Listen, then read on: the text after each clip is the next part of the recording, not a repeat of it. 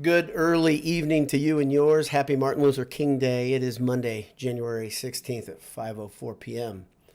Your Purdue Boilermakers have just defeated Michigan State in the Breslin Center and started the season 17-1.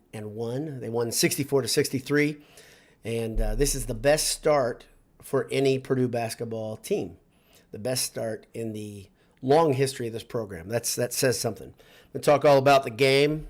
Maybe talk a little bit about some of the ancillary things to the game or things attached to it. But first, before I do, I want to thank our sponsors. I want to thank Martin Vintage. Head over to martinvintage.com right now. Well, not now. Maybe right after this post-game wrap. But head over there. Grab a t-shirt, grab a sweatshirt. Enter Boiled at checkout. You'll get 15% off. martinvintage.com. And when you're on campus next time, when you're going to watch your Boilermakers win a game in Mackey Arena, which they usually do. We saw an unusual loss. I saw one in person. But generally they win, and good times can be had at Mackey Arena and also, of course, at AJ's on Vine. Before you go there, go over to eatajs.com. Get yourself something delicious, because many things are delicious. I've talked about the pretzels. I've talked about the French toast sticks. I've talked about the beef a little bit. I've talked about the burgers. Get a sandwich, whatever strikes your fancy. Burgers, beef, beer. That's AJ's on Vine. So Purdue wins again. Well, last time they played Michigan State, they lost a heartbreaker. Time before that, they won one. Travion Williams had a big one. Would that be? I think that would be. No, I think they've had 4 straight one-possession games versus Michigan State, and 3 of those have gone Purdue's way. 1 went to Michigan State's way, and I think it was Walker who had a shot last year, I think. Today, Purdue really overcame a lot, in my opinion. This is a big win for a lot of reasons. Away games in the Big Ten are brutal. There is no question they are brutal. The Big Ten brand of basketball is brutal. And I talked about this weeks ago. I'm going to talk about it again. We saw it again. This grabbing, holding, pushing, tackling brand of basketball that the Big Ten front offices not only approve, but clearly suggest as the norm in this conference is ruining the conference and ruining their chances to win in the postseason. And we saw it again today. Purdue is not a crappy offensive team. So that's part of my thesis, obviously. We watch Purdue play a lot. When Purdue comes into Michigan State, all of a sudden, they can't do anything. They can't run any of their action. And Michigan State plays good defense, don't get me wrong. But they're not just playing within the rules of the game and the constraints of the game. And the game wasn't going Tom Izzo's way early. Purdue was up by 12 points. And Izzo went out and started chewing on the officials and chewing on the officials and chewing on the officials. Going out, nearly grabbing them, not getting teched up. And at one point, an official nearly apologized to him for, it made it look like he was absolutely, oh, I'm sorry, boss. That stuff kills me, okay? And I said it years ago how important it is to work the officials. Tom Izzo could teach the class on this. He's so good at changing the way officials call the game, and we saw it again today. He should have had 3 technical fouls called on him today. He had 0. Did it matter? Shit, yes, it mattered. It mattered a lot, and that's why this game's so big, because Purdue had to overcome so much. It showed a lot of fight, this Purdue team. They showed a lot of poise. Matt Painter, I think he kind of revels in this type of thing. I think he does. The longer he gets into his career, I think the more he likes hostility. He loves it when a coach is doing this and working the officials, and he loves seeing how his players handle adversity. In fact, you saw a couple times where Michigan State would go on a little bit of a run, and Painter would hold on to his timeout because he wanted to see how Purdue would handle it. Heck, Michigan State even was awarded an extra timeout, really, in all actuality, if you look at the way that the end of that game played out. But a lot of things went Michigan State's way on this day, because of Tom Izzo's mastery of playing Big Ten officials like puppets. He's so good at it. And yes, it does matter. And yes, it's part of the game. And no, Matt Painter doesn't seem to do it. Is it good that Painter doesn't do it? I don't think so. I wish he would. I wish he would learn, but he doesn't. And it doesn't seem to help Purdue, and that's okay. Purdue just outplayed Michigan State and the crappy officiating. That's a good win. And the reason it's such a good win, Michigan State decided to handle things a little bit differently against Purdue. They decided to go straight up against Edey. They threw Sissoko. I'm not going to be able to pronounce it. He's a pretty good player. And then 3 goons at Edey. And we've seen this tactic before by Izzo. This is what he does. Purdue has a very good big center. They'll just throw bodies at it. And generally they do it to get fouls. But today the officials didn't want to blow the whistle. So instead, Sissoko, he got in foul trouble. And these other guys are just out there just trying to body do whatever they can. And instead, Edey just went crazy. Edey finishes, I think, with 32 points, 17 rebounds. I'm going to look at the stats in depth here in a second. But Edey was absolutely huge. When Purdue needed a bucket, they could get it from Zach. Also, Fletch Lawyer. Michigan State's jackass fans, their students can say the other lawyer's better. And they're very wrong. Fletch Lawyer is very good. Fletch Lawyer showed how good he is. He showed he's not a freshman already. Guys, by the end of the season, by middle of the season, start growing up. Lawyer has grown up right before our eyes. He plays very poised. In fact, of the last 11 Purdue points, Lawyer was involved in all of them in some way, either an assist or scoring himself. I think Lil Boiler Dowd tells me that he had 8 straight points before an assist. 9 straight points before an assist. And it was a mix of free throws, which he hit all of his free throws, which is super clutch in that atmosphere. That is a tough place to play. And he made big buckets. And I think the Michigan State student section's ire that they threw at Lawyer completely backfired because he didn't wake up and he didn't start playing that way until they really started chanting that brother thing to him. What's his brother's name? Foster. Foster's better. So good, he had to leave it. Yeah, and that's the other thing. I love this type of logic. Foster's better. We ran him out of town. So we're going to cheer for him now. Good take, clowns. Anyway, people ask, do I dislike Michigan State more than IU? Yes, I do. And the reason I dislike Michigan State more than IU is because they fostered a serial rapist, and they didn't do anything about it. And yes, is that a bigger deal than sports? Yes, it is. And was it cleaned out? No, it wasn't. Michigan State has had multiple legal problems in their athletic department. Some of them have been around the basketball team. Some have been around the football team. And I disdain that stuff. So I dislike IU. But the dislike IU generally comes from on-court stuff and difference in cultures, and we're fine there. But when you're ruining people's lives, that's a next level type thing. Penn State, Michigan State, special place in hell for the behavior of those people. All right, talk about things a little lighter now. Basketball, I'll come back to it. But anyway, yes, I'm passionate when Purdue beats Michigan State. Yes, this one matters to me. I'm glad it matters to Purdue. I'm sure it doesn't matter to the players that much. I'm sure they don't see Izzo as anything more than a sideshow, the Purdue players. Izzo looks like an old man now. He acts like an old man now. And he still has a mastery over these officials, though. Goodness, he's a good coach. The team is not what they used to be, though. And Purdue has taken that spot. To me, it's like, nature loves a vacuum. Purdue's filled that vacuum. Hopefully Matt Painter does some of the things that made Tom Izzo famous, meaning get to a Final Four or two. Boy, it feels like this team can do it, and they are so darn poised. But again, let's talk about one more thing real quick. That 17-1 start is such a big deal to me because there have been a lot of great Purdue basketball teams, and this is the best one yet, according to record. Is this the greatest schedule that Purdue's basketball team's ever had? I mean, the most? No. In fact, a lot of Purdue's wins, you got to take them with a little bit of a grain of salt, like Duke, which is now an unranked team, which is shocking. But Purdue's played some teams, and they've taken the battle to those teams. They've been able to take the slings and arrows, if you will, and mentally they are a very tough team. Today, the tough headwinds they hit was Smith getting in foul trouble very early. I think he had 3 fouls in the first half. He was kind of hampered by the 4th foul. He couldn't stay in front of Walker. Walker was the opposite of Lawyer. If there's balance here, Walker played so darn well. And he missed the one shot at the end. Finally, I think he had hit like 5 straight on his own. Nobody else was scoring but Walker. And he hit, he almost won the game for him. But Zach Edey getting the ball deep in the blocks late in the game was too much for Sissoko to stop. I should stop trying to pronounce it. It was the scenario Purdue really wanted, though. Having Edey have the ball deep in the post, that's tough to stop for anybody. It's tough to stop for double teams. It's surely tough to stop for one man. So let's look a bit at the stats. Purdue wins 64-63. Of course, I said Zach Edey leads the way, 32 points, 17 boards. a pair of blocks. And really interesting thing, the most interesting thing to me, 0 fouls. He's so controlled. He's so difficult to guard.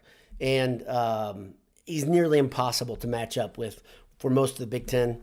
Purdue will see, I'd say, 2 guys all season to really play with him. One of them at Rutgers, the other one at Michigan. Let's see, let's keep going. Fletch Lawyer, 17 points, 4 assists, a pair of rebounds. And he was in a little bit of foul trouble, too. He had 3 fouls, I think, with like 10 minutes left in the second half. Looked like it could have become a problem. Purdue was having a hard time, really, staying in front of Walker. Smith couldn't do it. I think they put Lawyer on him. At the end of the game, you had Morton. Morton was struggling a little bit. And I wanted to see Newman on him. Newman had a huge play. He knocked the ball away with 1.7 seconds left. 1.5 seconds. They, of course, got the benefit of the doubt. Got 1.8 seconds on their side of the court with a chance to score. And a high moving screen pushed Morton and Walker too high. He shot and missed an air ball. Very, very high trajectory shot. So on top of that, Caleb first played a pretty solid game. He had 8 points and he had 6 rebounds. A couple interesting subplots here if you look at the stats. One very interesting one is Purdue got out-rebounded this game. That hasn't happened this season. That's really unusual. Purdue is the best rebounding team in America, I believe, statistically. Purdue, though, one thing they did shared the ball well, and that was just because they're dumping it into Edey so many times. 17 assists for Purdue.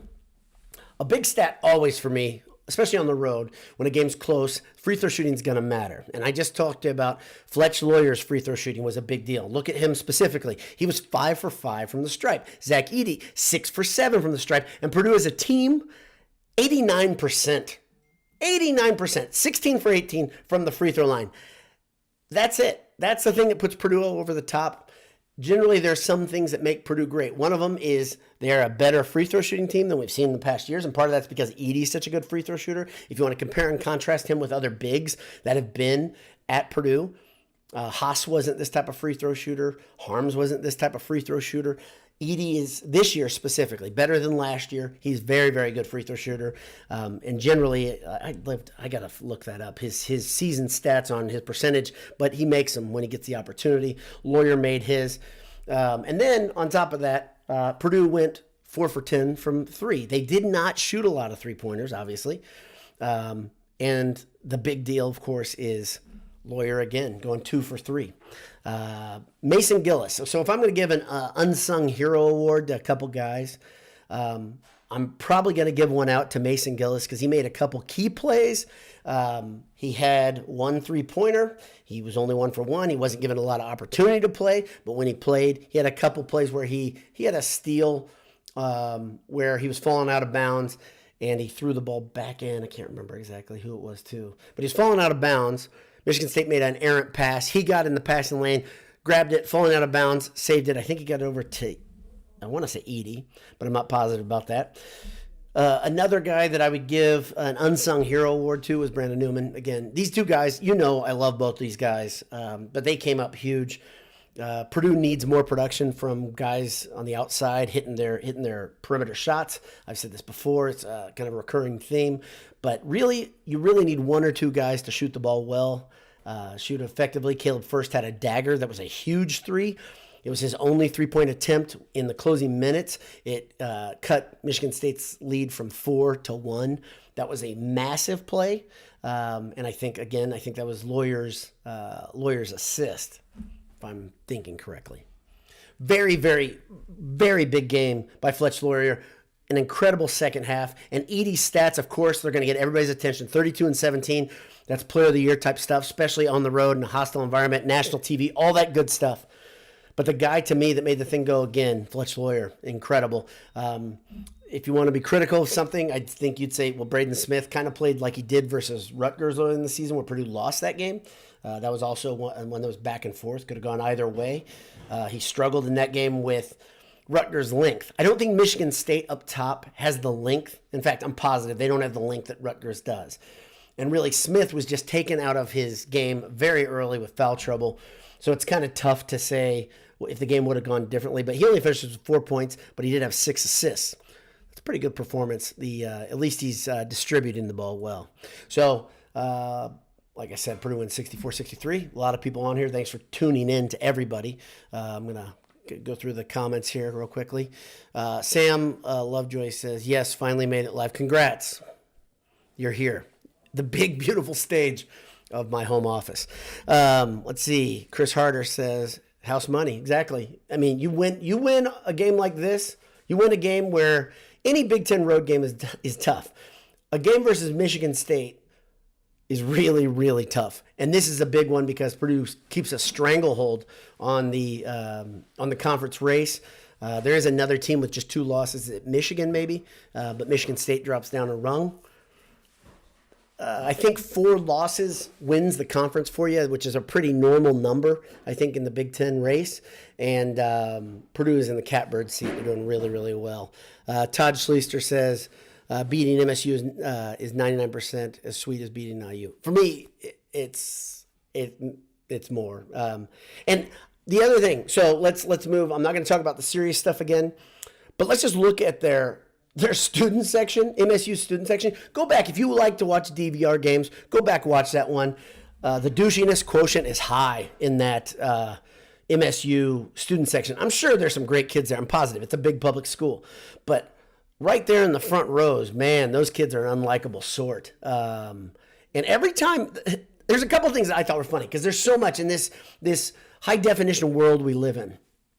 One, you get to see every time a Michigan State player would get called for a foul, the lack of belief that a whistle was blown on. Oh my gosh, like right there, they're falling over themselves. Can't believe that whistle was made. That's the first thing on the court. And off the court, every time a Michigan State player would hit a jumper, the fans, their students, were just like, oh my gosh, like something had just happened that was a miracle.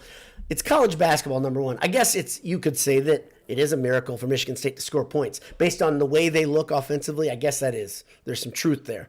But the reaction was a bit much for me. And thank God the paint crew doesn't look that way when they score. In fact, they look hostile. They get crazy. I love it. And you don't see, by the way, a lot of space in that in the zone. A lot of space because not a lot of students are there. They don't care as much as our paint crew. God bless you guys doing the Lord's work. Gatlinburg Bear says the jump ball call and the undecided call reminded me of the Thomas Bryant, Caleb Swanigan charge block double foul call. This is awesome. Okay, and I like that so much because the way that was officiated was completely botched. Okay, the rule states if a call is made on the court, you have to have indisputable evidence to overturn it. That's the way every replay is. They called it Purdue ball. So you have to have indisputable evidence. Instead, of course, it wasn't indisputable. And it was a close call. And they couldn't do it. So they couldn't make the call. So they went with the possession arrow from what I think you're saying there, which is completely the wrong way to call that. You say it's not indisputable. The call stands. That's it. That's it. You don't need to get the possession arrow involved. And what they did, in effect, it didn't come into play, is they took a Purdue possession away, potential possession. At the end, teams like to lock teams up. Michigan State is famous for that, right? Guy picks up his dribble, you go in there, you lock it up, jump ball. It would have been Michigan State's ball. And that was really poorly officiated. But what do we expect? What do I ever expect? Why do I expect anything good? Why do I expect it? And I don't. But I'm still gobsmacked when it happens, the way they drop the ball. Boilerman 63, in terms of wins, Painter v. Izzo is the modern-day KDV Knight. This is a good statement. It's a good statement. Modern-day KDV Knight. There's a lot of passion there. 2 coaches that win a lot of games. The two deans of the conference and coaching. Very, very good. Very good. And I think both student sections take these games pretty darn seriously, too. So that's good. Perfect on the road. This is a big point. Perfect on the road. Nebraska, OSU, Penn State, Michigan State is incredibly valued. Chris Curtis says that. It's an awesome point. It's a heady point. It's a big deal if you're trying to win a conference championship like me, like you. We've got bigger championships on the horizon, but to me, to get I've been talking about this for 2 years now, right? Get that low seed. Get that 1 or 2 seed. It changes everything. Because we've seen how difficult it is in coming a 4 or 5 seed in the NCAA tournament. You're going to play teams around early that are just absolute mothers, that are national championship contenders. Case in point, Tennessee, right? Purdue had to play Tennessee, which was really a tough game. I say, till this day, I'll say Purdue should have lost Tennessee, should have won Virginia in Louisville. And instead, we don't want to talk about the rest. Ancient Astronaut says, love this team's toughness. So easy in those 25 lead changes to lose hope. This team is mentally tough. There's no doubt. They are mentally tough. It's a huge win. Let's scroll down here a bit. Jeff S. says, how many bunnies or close ones at the rim did the Boilers miss? This is another good point. Purdue started the second half specifically with 2 or 3 missed layups. One of them was Lawyer, and I think one of them was Smith. Those points being left on the floor are a big deal. Edey missed a couple short ones, but you can't begrudge him too much because of the way he's getting beaten on every time he gets the ball. But those layups, and both of those were open layups, or at least extremely makeable shots. And they looked like the only reason they were missed was they just weren't banked off the box and the glass. Like super fundamental stuff from two guys that know their fundamental basketball. I'm not going to get on too much because Purdue won, but that matters. Gotta hit your layups. Goodness gracious. Good point. It's a very, very good point. Let's see. Sam Lovejoy says, Fletcher Lawyer beat the refs. I love it. Going to go down here. Chris Beeler said, I think Lawyer took the crowd personally and said, screw that, I'm the better lawyer. I think he did too. I think his brother and he will talk probably this night, especially maybe they'll text each other, and Foster will maybe admit it. I don't think so. They're pretty funny. I don't know if you heard them talk about the other one. I think Fletch says he's finally overtaken Foster in one-on-one, and his older brother's had him for a long time just because of old man strength. But I think he's got him by, I think he's 4 years older than him. So that's a big difference when you're 18 years old and 22. I think he's 4 years older. I think the lawyers were there, which is kind of cool. Saw Mrs. Edey was there. She's everywhere. She's semi-retired, I'm told, living in West Lafayette, if not completely retired, taking a break from work. She cooks for the team, which is awesome. And the lawyers were there, too. They were right in front of her. That was fun to see. Let's see. Yeah, Boilermaker 63 says, LOL, did the other lawyer leave them? Yes, he played for 3 years in East Lansing. So, yep, he left them. He made the right choice. I don't know why he made the first choice, though. Why'd you go there in the first place? I don't know what he was ranked out of high school. I don't know any of that. I just know that he left there. Let's see. Tariq Camel says, man, the defense almost cost us when they kept switching Edey on the guards. Yeah, there were some unusual switches, and more than unusual switches, it happens. Sometimes you get hung out to dry, especially when a coach is trying to counterpunch a switching defense. But bigger than that was not the switching. It was the Edey would stay on Walker. And there was times, some of those, where I'm like, get back out of there and get a guard on him. And Edey was put in a pretty tough position. But I think that was smart scheming by Izzo. Let's see. Got a couple other. Musical Muse says, I was yelling about the switches all half. Handel Jones, my pal, says, I'm hoping the train will keep working. I'm hoping Purdue will keep working on the pick and roll defense with Edey Smith because it's going to be used against us in March. Yeah, it is. I think Purdue's going to. If you think Purdue's played their best basketball, I know Handel doesn't. I'm not putting those words in his mouth. This Purdue team is going to get a lot better still. I have complete faith in that. And that's kind of the difference between this year's team and last year. Felt like last year's team was kind of a fully developed product when they came out of the chute in December. This team just kind of appeared because they had molded well together, and they figured out that passing into Big Zach was a good thing. Zach started saying, you know what, I belong here in this Player of the Year talk. But the big thing is this team is going to get better. I just really believe they're going to get better. So we should have a fun ride the next few months. Zachary Welch says, huge by Painter not calling the timeout in the last Purdue possession. Every coach calls that. Painter doesn't. Maybe it makes MSU a half second slower on the D. And I love that. I love the fact. This comes back to a couple years ago. Again, I'll talk about that Purdue-Tennessee game when Paint did this. There's this famous gif of him going, it's okay, settle down. I'm going to let you play. And I think at that point, you had Eastern at point guard, if I remember correctly. And but Ryan Klein was sizzling hot in that game. Let's see. Michael Hawk says, oh, no, that's just a question to somebody else. Ava Helvey, my pal. Not a Purdue fan. Ava is not a Purdue fan. Maybe she'll become one.